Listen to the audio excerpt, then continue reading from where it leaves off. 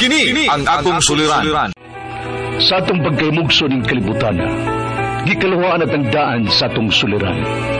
Ang suliran mo'y kabahin sa itong inadlang panginabuhian. Aba na doon ay suliran nga dili mo mapasan nga ikaw ra. Nagkinahanglan kag katabang aron sa pagsulbad ni ini. Nagkinahanglan kag kahayag na mo'y mulamdag sa imong unahuna. Ug tungod ni ini, nataw kini nga atong tulumanon nga naguluhan. Kini ang akong suliran.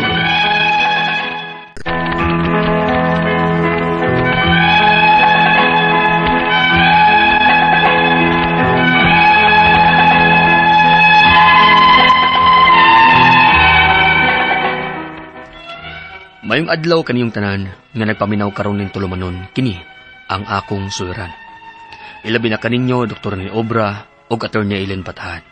Ingon man sa mga artista nga baghataw kinabuhi ning akong suwat suliran. Ako si Ben, 37 anyos, nagpuyo sa Liloan, Cebu. Punto legal kining akong suliran. Kabahin kini sa yuta nga napalit namo sa akong asawa. Aron yung isabtan, sugdon ko sa diyang una ning giprinda namo sa akong suod nga amigo. Ingon ini ang mga panghitabo.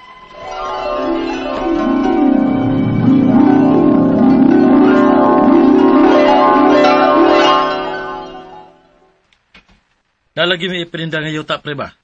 Basi na kay kaila diha. Nagkinahanglan may kwarta god. Pila mo sa iprinda ninyo, pre? 50,000 ra, pre. Mo ba, pre? Oh, kaya sa pre, ha? Pangutanon sa nako akong asawa, pre. Sige, pre.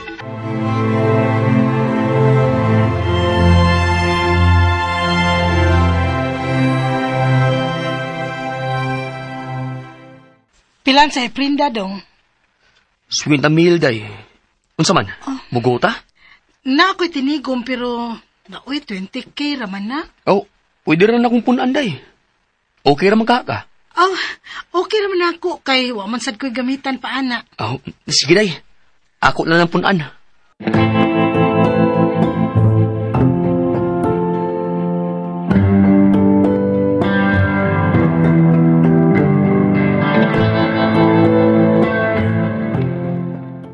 Salamat kay pre ha.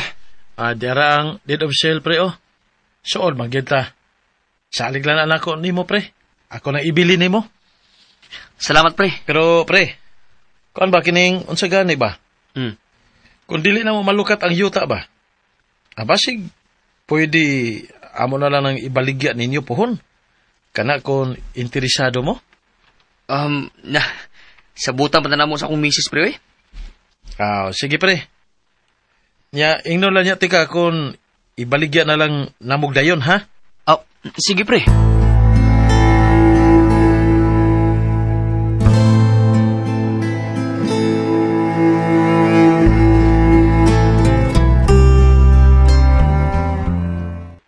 Pila mo si baligya nila dong, pananglit? Ay, saguro ka pangutan na, day. Kung kaya sa itong budget, go. Nindot na kaya na ang investment para nato. May na lang na, kung idayon nilag baligyaon niya, kaya ra na itong paliton. May na kaya na sa atong mga anak puhon, oy. Mao sabito na akong ginuhuna, day. Pangutan na nila sila dong kung pilay baligya nila pananglit, ha? Wala sila planong lukaton ang yuta, aron sa pag-andam na lang na itong kwarta. O, day.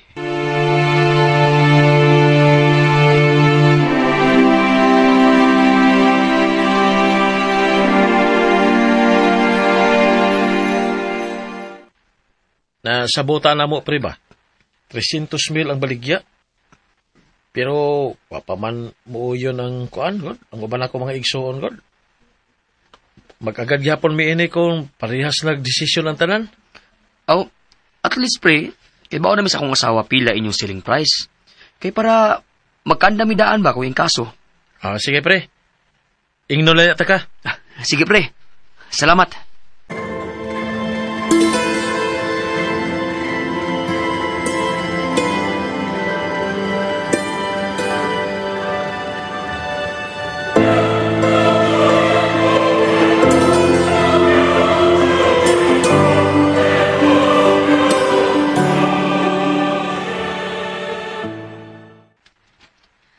Tingaling mo pangitaan na nagpaagi dong ay.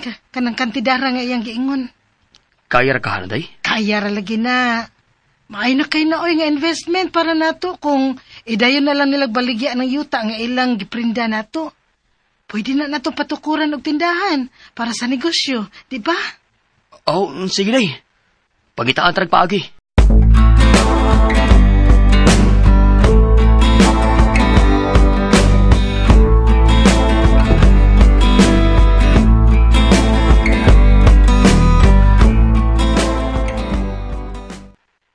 Oh, nakikita man ka na ako, pre. Doon na ka-importanteng isulti. Kuan lagi pre, kanang nasabutan na mo managsuuntanan ba? Nga ibaligya na lagi na mong dayon, kanang yutaa. Kay gamay raman kuno ng yutaa, niya pilarami kabuk magbahin. Oh, mo ba, pre? O niya? Pero gusto sila pre, nga spot cash gyud. 300,000. Oh, mo ba? Oh, sige, pre. Ako ingnan ako, misis.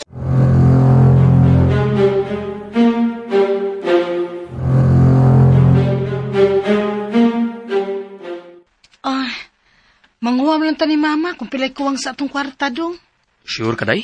Magpahuwa mo lalagyan na sa mama. Suwaya na to gadto karon.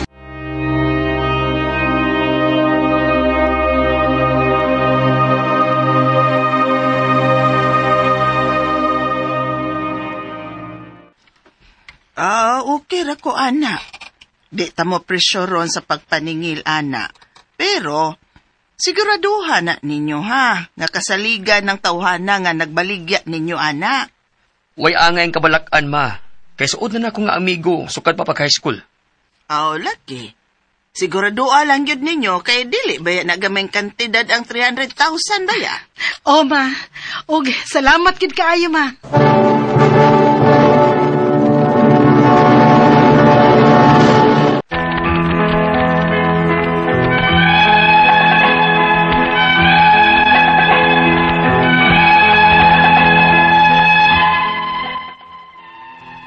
Gibayran na mo silang spot cash nga 300,000 suma silang gihangyo na mo. Bisag kuwang among kwarta, pero gipangitaan yun na mo paagi, kay investment sa gyud tuod siya alang namo managtiayon, nagagmay pa kayong among mga anak. Patay na ang mga girikanan sa kong amigo. Mao naka-decide silang managsuon nga ibaligya na lang. Ug tungod sa among kasuod, gipadara namo niya ang deed of sale para makapirma ang tanan niya mga igsuon. Hangtod nga nagtigon sa may magtiayon alang sa plano namong inegosyo. Unya, Mas maayo gyud nga sari-sari store ang atong inegosyo dong. pwede ra jud kayo day. Pero ang pangutana, kinsay mo bantay? Oh, ako good. Ha? Unya imong trabaho. Oh, mudang ko. Unsa? Tuwing pa, sure ka na day? Yes, sure. Dapat hands-on gid ko basta bago pagani ang negosyo. Unya na nato biyaan kung naa na gid kay masaligan. Mausad.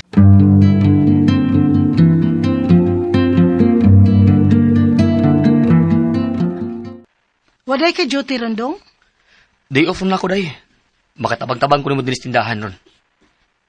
Ayo, Unsa imo? kaanya ko ako, kuya, kaan. Usa ka kilong bugas niya, patis ug suka. Dong, ako na lang ana, bi. Tubagan lang ng imong cellphone. Sige day. Excuse na ha. Hello pre? Nanawag lagi ka?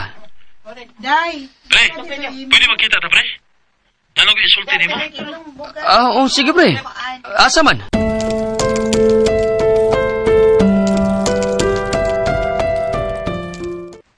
Maulagi yung tana pre. Nagka-interes magbalik ako mga igsuon sa yuta nga gibaligya na mo ninyo pre. Mo ba pre? Gusto nilang bawion. Unya, nakasabot ming tanan nga bayran lamog taas nga offer. Pre.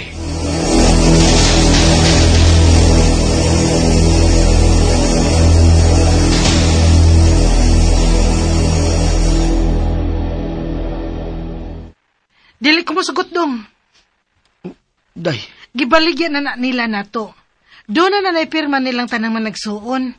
Usa pa, pila pa ta kabuan nga nagtukod sa tindahan. Wa pa taong ta makabawi sa atong nagasto, anak. Ingna sila, nga dili nato ibaligya nila ang yuta. Kay kita na mo itag iya ini.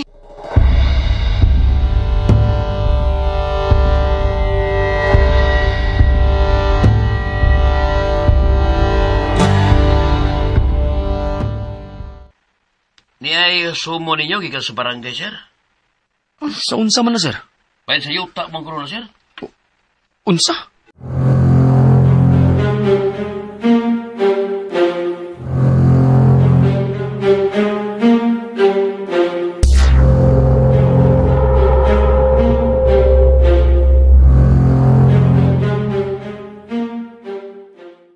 Kuya, wagod nila. Human sila makapahimo sa kwarta nga nagkadindiin tagpangita. Unya karon ilang bawion ang yuta? Ha, di gyud dinong kumusugot anak dong. Wa sa tay ang kabalakan kay naipirma nila ta naman nagsuon ang deed of sale sa yuta nga naa nato ron. Maunay problema, day. Kaya nga naman di ay. Naay usan nila kay suon nga dili original ang pirma. Oh. Laing tao ilang gigamit para pirma sa deed of sale. Unsa?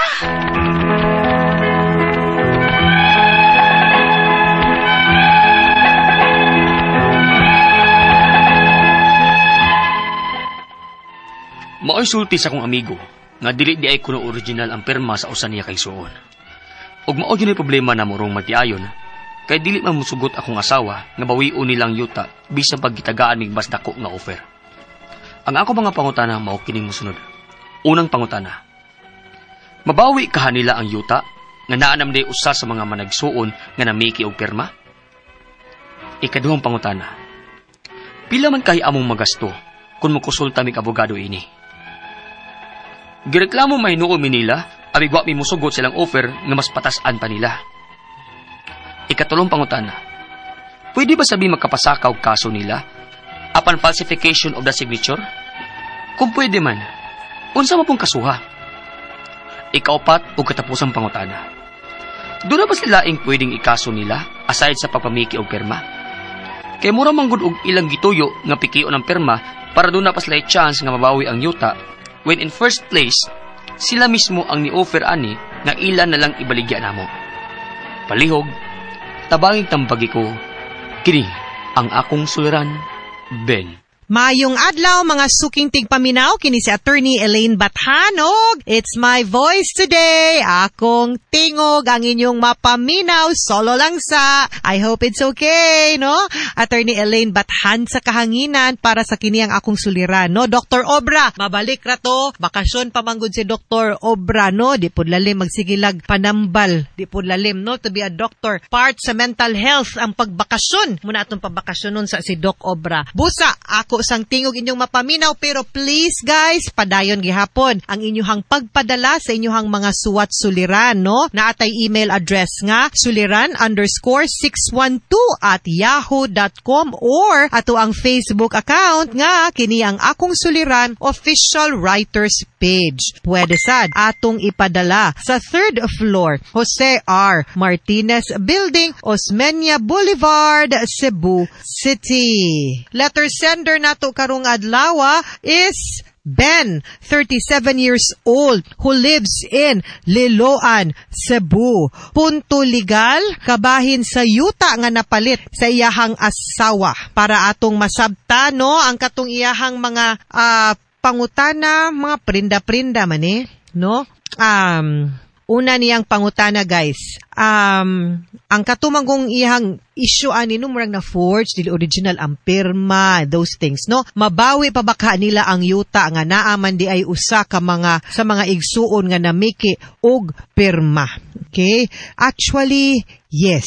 Pwede gyud na labaw na kung ang sale or any transaction, any contract that has been tainted with fraud, forgery, force, gipugos, intimidation, gitiunan, gihulga, gihadlok, no, or giilad, pwede gyud na natong mapa null and void or kanang gitawag nato sa Bisaya nga mapawalang bisa o Bisaya ba na or mapawalang bisa lagi murag Tagalog man siguro na pero maura nang meaning ana, no? Kay kung enter man gud ta into a contract, sama sa contract of sale, deed of sale, kanang mga ingon ana kinahanglan voluntary, nakasabutas atong gipirmahan, nakasabutas sa mga nakasuwat sa kasulatan, no? And wa ta gipugos. That is what you call it. Pero kung naay usa nga ang pirma di mao, meaning wa siya mo pirma, so wa siya ni tugot sa iyahang wa siya ni tugot, no? Wa siya ni hatag sa iyahang consent. Wa siya ning sugot. So therefore, dili valid ang transaction. So pwedeng mabawi. Pero dili automatic ha, it has to go through a nullity. Ipa-declare pa na nimo sa korte and you have to prove nga indeed gipiki ang pirma sa usa ka igsuon. Okay? Alright, ang iyang ikaduhang pangutana, pila man kahay among magasto kung mukonsulta mig abogado ani. Gipablatter man hinuon mi unsani pila man kahay among magasto kung mukonsulta mig abogado ani. Gipablatter man hinuon mi nila abigwa mi musugot sa ilang offer nga mas patasan nila. Now, dihang butanga, I think, no, kinahanglan mukonsulta mog abogado labi na kung naa nagyoy legal action, pilay magasto magdepende. Consultation lang alone mga 2,000, 1,500, nagay ubang abogado pud nga libre ra gyud pud ang consultation. Pwede man mo moadto initially lang sa IBP, no, to ask, no, kinsay makapa-refer ninyo og abogado, to ask, no, unsay kanang pwede ninyong buhaton. And then from there, makapangayo po mo og ballpark figure kung unsa na. Diba? Ikatulong pangutana, pwede ba sad mi makapasaka